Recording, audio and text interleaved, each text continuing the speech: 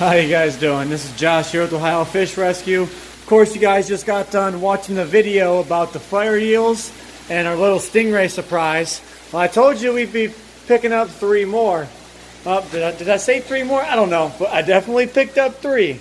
But they're right here in these tubs. I told you guys I'd show you. They'd be adding into this tank right here. Now, before I get to what's in these tubs, I'm going to go over how we usually acclimate our stingrays.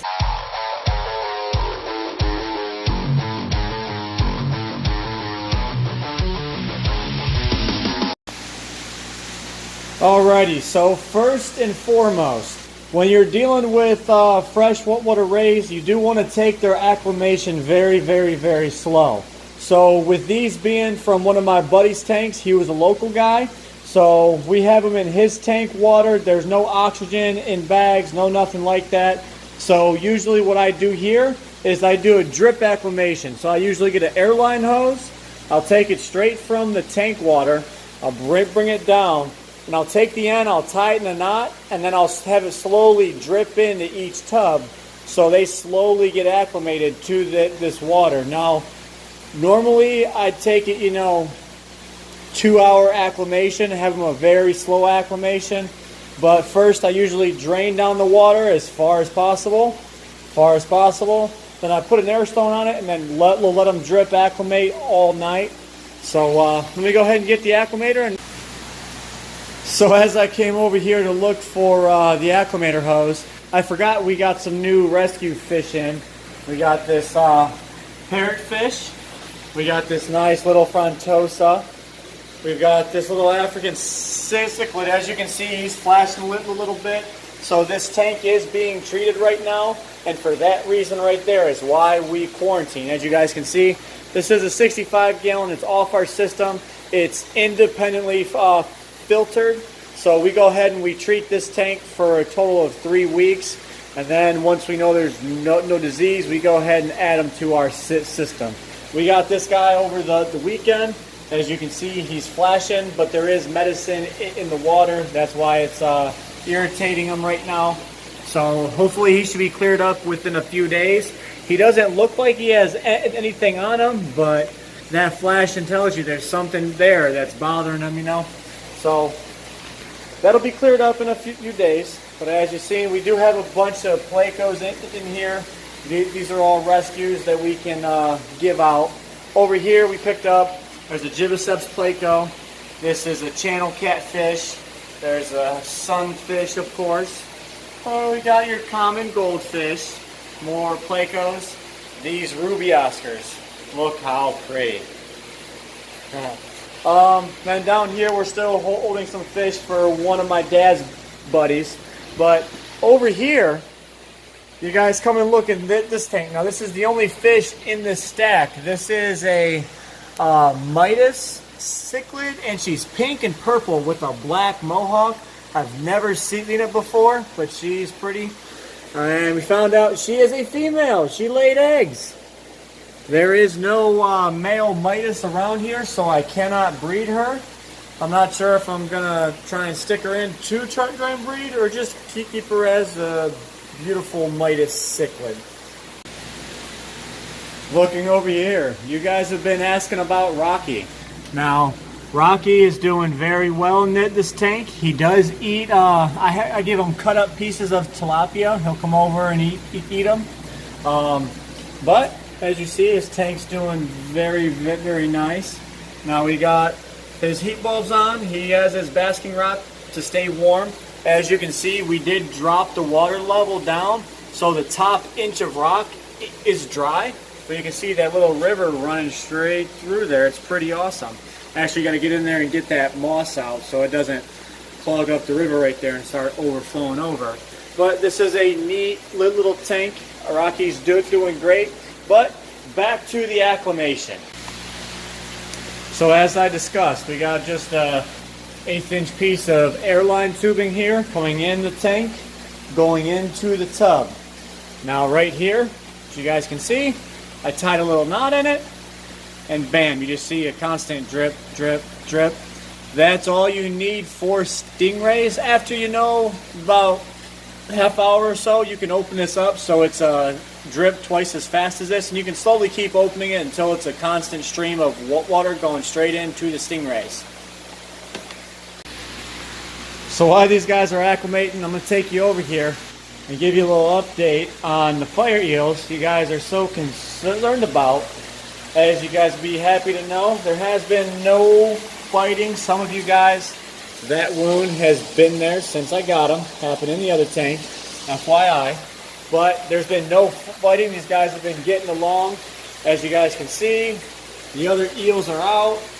Absolutely no fighting. It's pretty awesome. These guys just cruise around the tank. Look, he's up looking for the top, looking for food. I stick my hand up there and they come running like big puppy dogs. So some of you guys asked about Pittsburgh and why he sits on the bottom of the tank. Well, that's what big puffers do.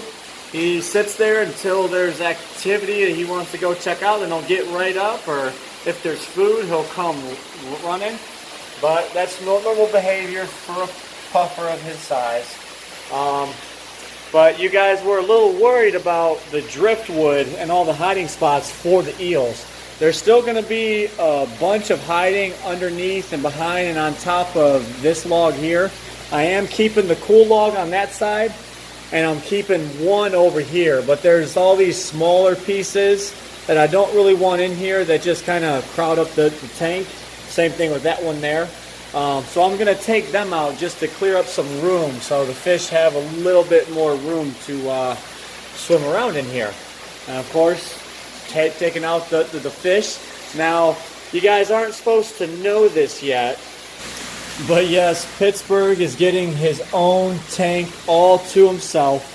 I can't give you much details on it. There will be a video up on it because we are repairing it right now. We picked it up and the whole top was popped off of it. So we went ahead and did a little repair video for you guys, and we're going to set it up as basically a biotope for Mr. Pittsburgh right here. Now, he will have a few inhabitants in the tank with him, but as I said, it is a biotope, so it'll be all fish that hail from the same region that Mr. Pittsburgh himself does. And we'll be setting it up so we can feed him, you know, clam shells and not have to worry about clam shells being all over the 1,000-gallon and scattered. So I can finally have that cleaned out and not have to worry about it. Thinking about doing some crushed coral type substrate in there or something along those lines. So he'll be a nice happy puffer and have a tank to himself. And I think it'll look pretty fantastic. Alright guys, the moment of truth you've all been waiting for. What is in these tubs? Now, we've been acclimating them for quite some time now. Mom's going to go ahead and do the honors and take the lid off of that one. We're going to leave that one covered for right now. Look at those beauties. You can go ahead and finish taking your water out if you want. But right here, we have two black diamond females. And they are just exceptional quality. They do have much larger spots. Now, if you guys look at this ray right there, you know my name is Josh, and he's got a big J and an O right on his face.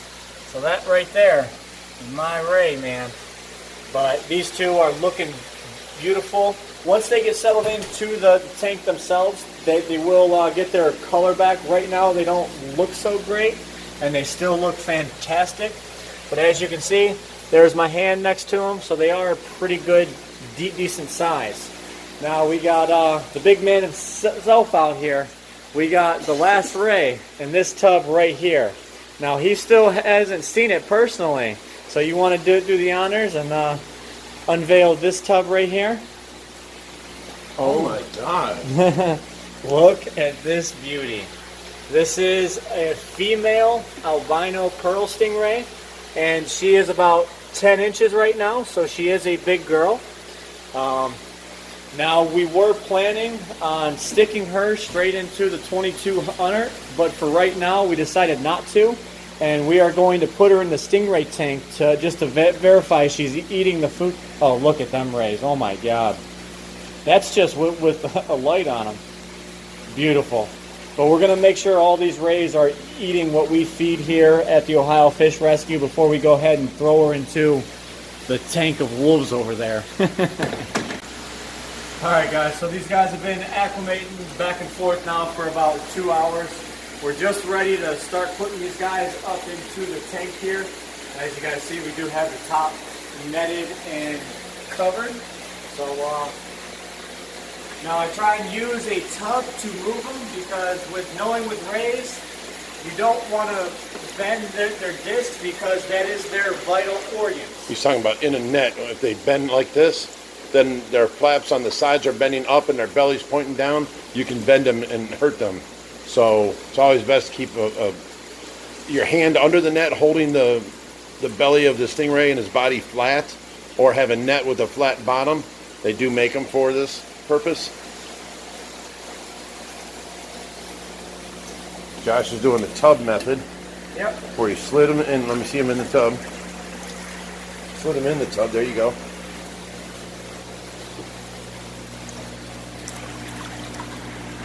There she goes. Nice.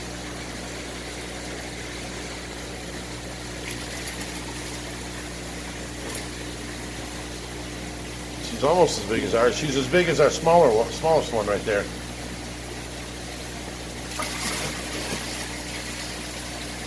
But she's a lot bigger than our other albino. You can just do that right there if you can pick that up. And I'm cheating a little bit. We're taking as much water out as possible. I'm going to go ahead and go past you. You go that way. Put the lip on there and let it slide right in. Up and over. There we go.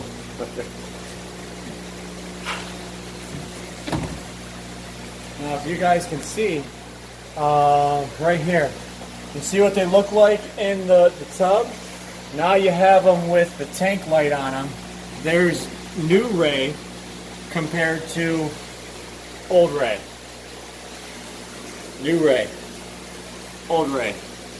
Can't really tell much of a difference. They blend right in. We had a bunch of high quality rays here. So just the fact that that one's standing up with this one in the light is very good.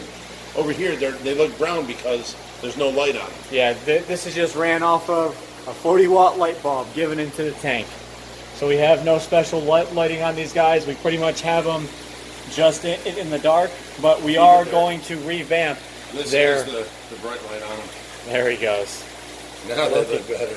It's amazing what some lighting can do for some stingrays.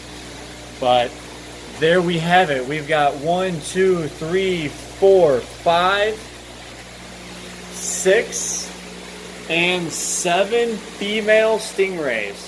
They're all ranging from 8 to about 12 inch. That girl right there is about 12. So I'd say she's going to be ready to breed now within about 6 months to a year, depending on how fast she grows. Now, if you guys don't know, the different species of stingrays, they do mature at different rates. So these pearl stingrays can breed at a much smaller size than what the black diamonds can breed at. Because, a black diamond from a newborn to maturity is about 3 to 4 years. Now, these guys right here are just closing in on 2 years old. We got them probably about 4 inches. Now they're about 12. And then we picked up this one along the way from at a different time in life. And which one is it? That one there is from the original batch, as well as that one.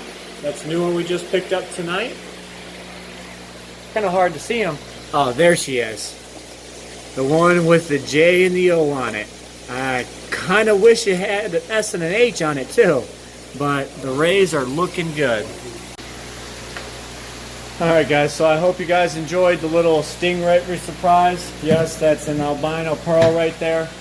She's going to essentially be bred with this little albino male here. He's got some catching up to do, but we're power feeding him, and we're going to try and get him as big as possible, as quick as possible. But I do appreciate you guys for sticking around today and checking out today's video.